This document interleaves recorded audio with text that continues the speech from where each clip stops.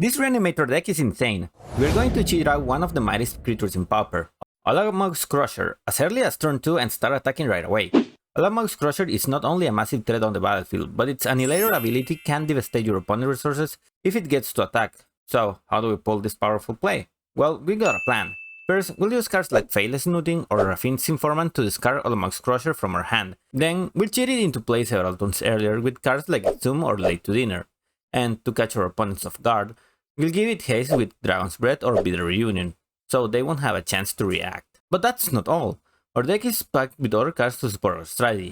We got Duress to protect our combo and a dozen of looting effects, including a Scrapwork Mod, to help us with board presence and card selection, and sending our reanimation targets to the graveyard. I've also included some exile removal effects to ensure our Exhume only benefits us and deals with potent threat. And let's not forget Boulder Branch Golem, our second reanimation target. So, without further ado, here's my take on Mardu Reanimator. Let's put it into test against some of the popular meta decks. We are getting up for our first game against Affinity, one of the top decks in the format. Our initial hand looks promising as we have a good chance of winning if we can find an Ulamog's Crusher and reanimate it with Exhume early on. However, we know that Affinity decks tend to start slow but can quickly gain momentum with their 1-mana Thoughtcast, so we must be careful about that. For now, our strategy is to build some board presence while discarding our key spells to the graveyard. We have a second reanimation spell in hand, so we are okay with returning our golem and start to attack with it using Dragon's Breath. They decided to chump block our golem instead of trading for it, which doesn't make much sense at first. However, they add a second Mirror Enforcer and a Kenku Artificer to the board, almost shutting down our profitable attacks. Despite their growing board, I decide to attack with one of my 3/2 creatures, knowing they can block with a Mirror Enforcer. I choose not to use Unexpected Finds on Raffine's Informant, as I want to gain more life, so I cast it on the golem instead. This turned to be out a big mistake, as their board keeps growing while mine keeps shrinking. On their turn, they play 2 more creatures and attack back. In response, I bring back a second Boulder Branch Golem to the battlefield and give it haste to apply more pressure on them. However, they chump block again and they attack back. Here's where I make another big mistake. I cast Duress to remove something from their hand, but they use Galvanic Blast to damage my golem and prevent me from attacking. I miscalculated and decided that putting them to 2 life points was worth it, so I attack anyways, and brought back my golem with Late to Dinner. They drew 4 more cards after casting their 4 Deadly Dispute, and surprised me by playing Annihil Spellbolt from their main deck, shutting down my entire strategy for now.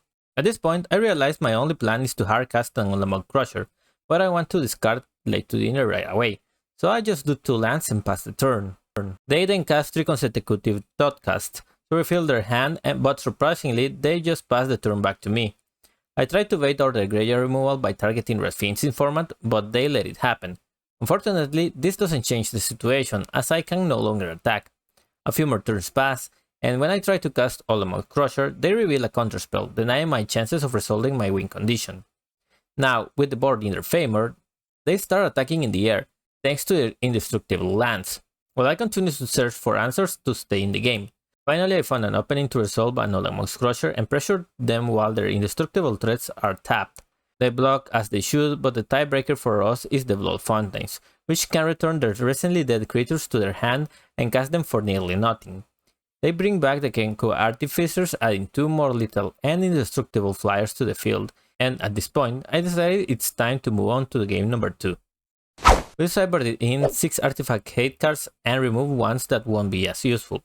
I've also brought in 2 Pyroblasts to counter their Kenku Artificers and Gearseeker Serpent combo. I used the rest to get rid of one of their best card spells, setting the stage for the strategy to unfold. I decided to loot away a land and find an excellent reanimation target in the form of Boulder Branch Golem. However, my plans changed a bit when I draw Dust to Dust. I realized that keeping them low on mana is key to winning the long game against Affinity. With their limited resources, I can discard a Ulamog's Crusher and bring it into the battlefield, threatening to end the game the next turn. They don't have an answer for it and ultimately conceded, giving us the win for this game. As we head into our final game, I decided to mulligan a slow hand, but let me know in the comments if you will have kept it. I found a decent 6-card hand, so I went with that. After playing our first lands, I drew a Dust to Dust, but I held off on casting it right away. These Affinity decks are notorious for playing counterspells, so I wanted to wait for the right moment. Dragon Pyroblast will be crucial for my plan. It looks like my opponent is somewhat mana screwed, so I decided to go ahead and exile their Frogmite while they are tapped out. If I had found an untapped white source, I would have considered exiling older lands instead.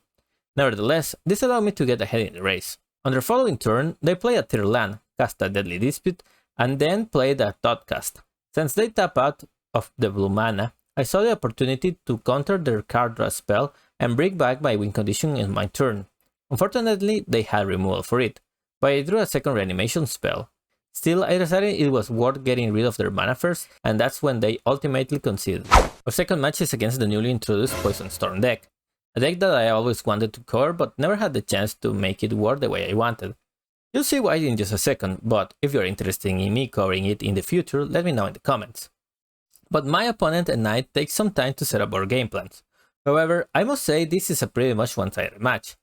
In game number 1, the only way my opponent has to compete against creature spells is to cast a Lurch with Ether Storm, but since our main win condition Ulamog Crusher has Annihilator 2, even if they manage to fog one attack, they will keep losing lands and resources every turn. So our plan is to aim towards that strategy and proceed to win our first game by turn 5. After sideboard, we decided to get rid of all our removal spells and add some artifact hate to our deck. Our opponents rely heavily on Prismatic Prism and overflowing chalices to ramp ahead in the game, so we must disrupt their plan. We also brought in a couple of Pyroblasts, as they are likely to side in some counter magic and deal with the other blue spells they use to proliferate or add poison counters. We're halfway there with our plans, and now it's just a matter of finding our black mana sources to cheat our Eldrazi into play. I noticed that my opponent keeps 2 mana up every time without tapping out, which is a sign that they may have counter spells in hand. So we need to play around with that and be strategic in our moves. Thankfully, I found our black source and pick at their hand to see what they have. This information helps us to craft our plans to our victory by removing one of their counter spells. This opens the door for me to attack with the hasty Ulamog Crusher next turn, as I will have all the mana I need to cast it. My opponent tries to deny my plan, but upon seeing the Pyroblast, they decided to concede knowing that their defenses are weakened. I had to admit, these deck matches can be quite polarizing. Take for example going up against blue tempo decks.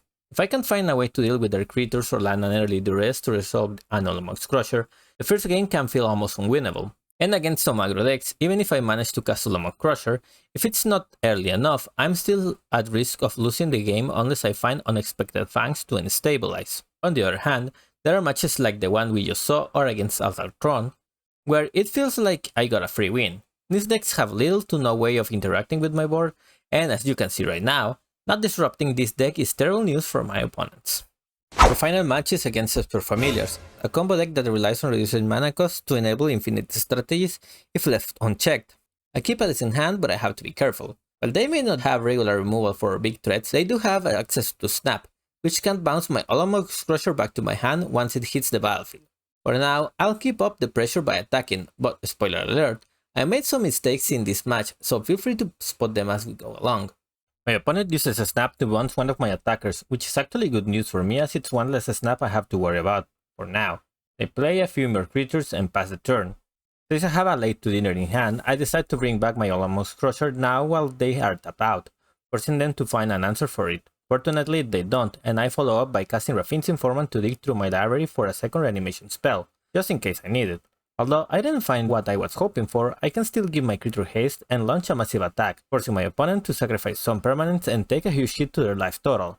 They finally find their snap and use it to return my Ulamog Crusher to my hand while also adding another familiar to the board. In response, I decide to unearth my Scrapboard mod to loot away my giant Eldrazi, revealing a duress that I used to disrupt their hand. I then attack with everything, but this is where I miss an opportunity to get rid of the Sunscape familiar by using unexpected fangs on the mod. I cast Faithless Looting to dig deeper into my library, and I managed to find a deep analysis that draws them a second blue source, allowing them to draw more cards. Fortunately, I find a second Late to Dinner, which I used to bring back my Ulamog Crusher, and with the help of Bitter Reunion, I can now attack this turn. However, I miss another opportunity to eliminate the Sunscape familiar, giving my opponent more chances to come back into the game while bouncing my Eldrazi. On their turn, they cast a few more creatures and return a snap to their hand. I launched another attack, and after a couple of force blocks, they decided they had enough when I managed to return a second Ulamog Crusher to the battlefield. For sideboard, I need to bring in Pyroblast to deal with their combo pieces and Last Breath to handle their small creatures. Thankfully, my initial hand is strong, and I plan to reanimate Ulamog Crusher on turn 5. As the game progresses, I strategically cast to set up my hand for my plan.